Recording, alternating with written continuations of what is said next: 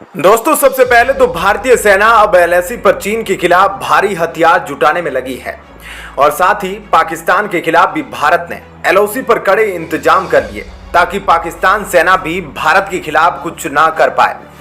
ऐसे में आखिर एलओसी पर भारत क्या क्या तैयारी करने में लगा है और कौन कौन से हथियार अब एलओसी पर तैनात होने वाले हैं, साथ ही एलओसी पर ऐसे कौन से ड्रोन मौजूद है जिसका इस्तेमाल पाकिस्तान के खिलाफ किया जाता है, इन सभी बातों के बारे में अब आपको थोड़ा विस्तार से बताते हैं। दोस्तों, अब जैसे जैसे एलएसी पर चीन का खतरा बढ़ता जा रहा है, वैसे वैसे भारतीय सेना भी अपनी तरह से पूरी तैयारी में लगी है। इसी के तहत अब भारतीय सेना सीमा पर हथियार जुटाने में लगी है ताकि मुश्किल वक्त में भारतीय सेना को किसी भी तरह की हथियारों की कमी ना हो। इसी वजह से सेना अब नए नए उपकरणों को शामिल करने के लिए सरकार से मांग कर रही है और सीमा पर बड़ा प्लान भी भारतीय सेना तैयार कर रही है। घुसपैठ और चीनी सेना की छिपकर की जाने वाली हरकतों से निपटने के लिए अब भारतीय सेना आधुनिक फास्ट पेट्रोल बोट्स का सहारा लेने की तैयारी में है। इसके साथ ही 8 लैंडिंग क्राफ्ट्स को भी खरीदने का प्लान बनाया जा रहा है, जिसके बाद इन बोट्स और क्राफ्ट्स को चीन पर तैनात किया जाएगा ताकि दुश्मन पर करीब से नजर रखी जा सके।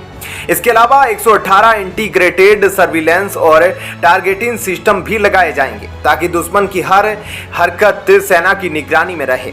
हालांकि पेंगोंग लेक के इलाके में पहले से इस तरह के बोट्स मौजूद है और अब सेना ने 6 बोट्स और 8 लैंडिंग क्राफ्ट असोल्ट के लिए मांग की है, यानी कि सेना अब पूरे एलएसी को अपनी निगरानी में लाना चाहती है। ऐसे में फास्ट पेट्रोल बोट एक बार में 8 जवानों को ले जा सकती है और इसमें सर्विलांस, अटैक और कई आधुनिक सुविधाएं उपलब्ध है और लैंडिंग क्राफ्ट असोल्ट जवानों को ले जा सकता है और किसी भी मुश्किल स्थिति में जवान पलक झपकते ही वहां पहुंच सकते हैं।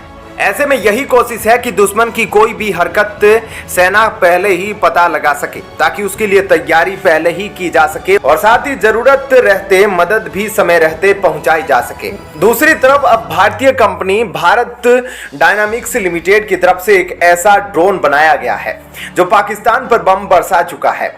इस ड्रोन की अगर हम बात करें तो यह हेक्सा रोटर यूएवी है। इसकी रेंज और एंडुरेंस की बात की जाए तो यह ड्रोन 2.5 घंटे तक आसमान में उड़ान भर सकता है। 45 किलोमीटर एक तरफ की उड़ान भर सकता है। इसका वजन 30 किलो है और यह 8 किलो तक का वजन अपने साथ लेकर जा सकता है।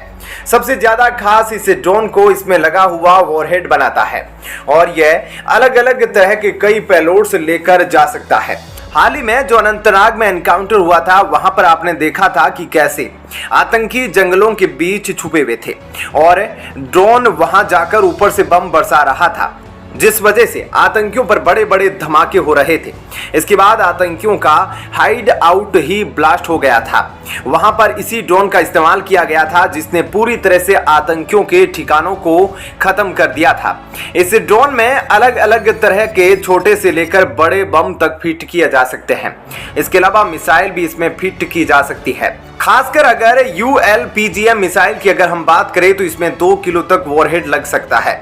इसके अलावा भी तमाम तरह की वॉरहेड और एंटी टैंक इसमें लोड किए जा सकते हैं और ड्यूल थ्रस्ट पर काम करने पर यह और ज्यादा इंपैक्ट क्रिएट करता है। साथ ही यह इंटीग्रेटेड ड्रोन और मिसाइल सिस्टम के तौर पर भी काम आता है। तो एक तरह से देखा जाए तो कई खास तरह के हथियार अब तैयार किए जा रहे हैं और इस तरह के हथियार भारतीय सुरक्षा बलों के बेहद काम आ रहे हैं, खासकर जब उन्हें किसी बड़े ऑपरेशन में इन्वॉल्व होना होता है या किसी एनकाउंटर में इन्वॉल्व होना होता है और दुश्मन का पूरी तरह से खात्मा करना होता है। ऐसे में क्या कहना है आपका, इस खबर पर जरूर बताएं, साथ ही वीडियो को लाइक शेयर जरूर कीजिएगा। चलिए अब जान लेते हैं एक और बड़ी खबर। जंग के बीच रूस ने भारत को दिया बड़ा धोखा, भारतीय करेंसी के बजाय चीनी करेंसी में पेमेंट करने को बोला। इधर मीटिंग में CPC को लेकर पाकिस्तान PM को जिनपिंग ने लगाई डांट। दोस्तों, सबसे पहले तो आपको बता दें कि जिस करेंसी को लेकर भारत चाहता है कि ग्लोबल बने, आज उसी करेंसी पर एक बार फिर भारत के ही मित्र देश रूस ने अब चीनी करेंसी में पेमेंट करने को कहा है। कब कहा, किस लिए कहा और भारत का क्या जवाब आया, इसके बारे में हम आपको थोड़ा बताते हैं। दरअसल अब रूस के कुछ ऑयल सप्लायर इस बात का प्रेशर बना रहे हैं कि भारत क्रूड ऑयल का पेमेंट रुपए के बजाय युआन में करे।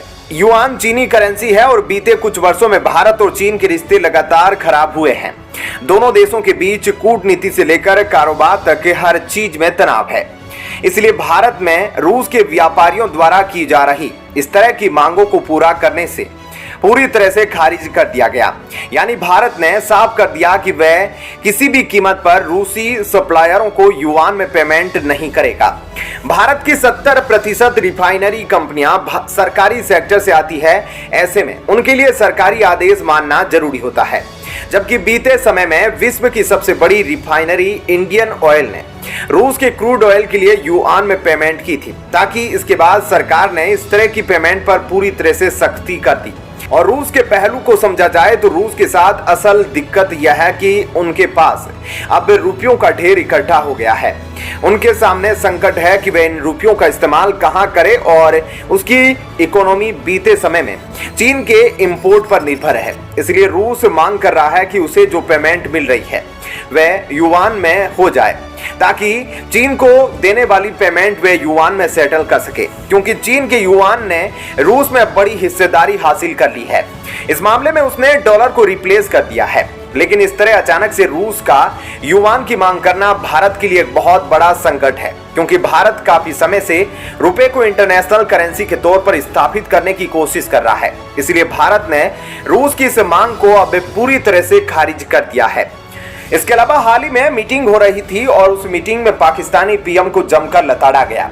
चीन के प्रेसिडेंट जिनपिंग ने उसमें एक वजह है शीपेग, मतलब जो डांटने की वजह है वह शीपेग से जुड़ी है। क्या है तो आपको पूरी जानकारी इस न्यूज के बाद पता चल जाएगी। दरअसल हाल ही में हुई मीटिंग के दौरान शी जिनपिंग ने पाकिस्तान के प्रधानमंत्री को फटकार लगाते हुए कहा कि हमें उम्मीद है कि पाकिस्तानी पक्ष पाकिस्तान में चीनी संस्थाओं और कर्मियों की सुरक्षा की गारंटी देगा, क्योंकि चीन अब परेशान है कि आए दिन चीन के लोग और चीन की संस्थाएं पाकिस्तान में निशाना बन रही है।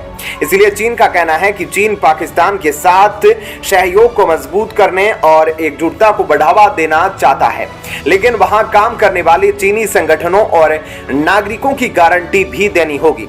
चीन पाकिस्तान का एक प्रमुख सहयोगी है, निवेशक है, लेकिन आतंकवादी और इस्लामिक आतंकवादियों ने हाल ही के कई सालों में चीनी परियोजनाओं पर हमले किए हैं, जिससे चीनी कर्मियों की मौत हुई है। इसलिए चीन का कहना है कि दोनों पक्षों को सीपेक के उन्नत संस्करण को आगे बढ़ाना चाहिए। हमें उम्मीद है कि पाकिस्तानी पक्ष पाकिस्तान में चीनी संस्थाओं और नागरिकों को गारंटी देगा। ऐसे में जिस तरह से चीनी राष्ट्रपति ने पाकिस्तानी पीएम की क्लास लगाई वह अपने आप में बहुत बड़ी बात है, क्योंकि इस तरह से सीधे मुंह किसी राष्ट्र प्रमुख का दूसरे राष्ट्र समूह को इस तरह की बातें कहना बहुत बड़ी बात मानी जाती है। लेकिन चीन भी अपने नागरिकों के लिए चिंतित है जो पाकिस्तान में शीपेक प्रोजेक्ट में काम कर रहे हैं, क्योंकि कई बार हमलों की वजह से वे घायल हो चुके हैं और कई चीनी नागरिकों की मौत भी हो चुकी है। इसी वजह से चीन ने गुस्से में आकर सबके सामने पाकिस्तानी पीएम को डांट दिया। क्या कहना है आपका इस खबर पर जरूर बताइएगा। धन्यवाद। जय हिंद।